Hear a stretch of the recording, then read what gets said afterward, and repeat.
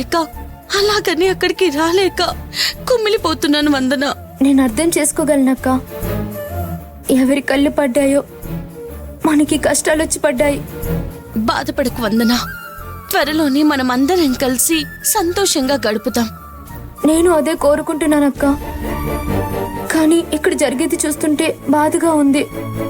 ఏంటి వందన నువ్వనేది? అవునక్క, ఈరోజు అమ్మ ఏం చేసిందో తెలుసా? ఏం చేసింది? ఇప్పుడు ఏం చెప్పాలి? అబ్బే ఏం లేదక్క, ఏం లేదు.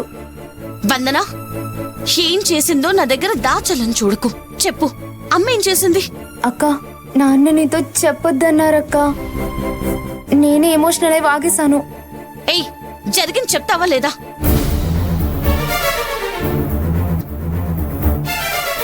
చెప్తానక్క. బావగారు ఇంటికొచ్చారు. ఆ,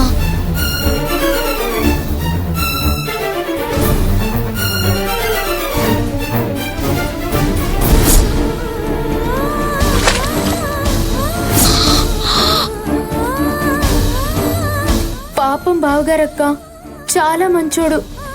అమ్మ అంతలా అవమానించినా మౌనంగా భరించాడు. కానీ ఒక్క మాట కూడా మాట్లాడలేదక్క.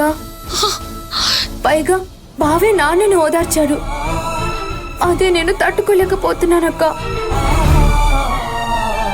నువ్వు కూడా చిన్న చిన్న విషయాలకి బావగారి మీద కోప్పడకక్క. జరిగిన దానికి బావగారు ఏమాత్రం కారణం కాదక్క, సరేనా? సరే, నేను తర్వాత కాల్ చేస్తాను వందన.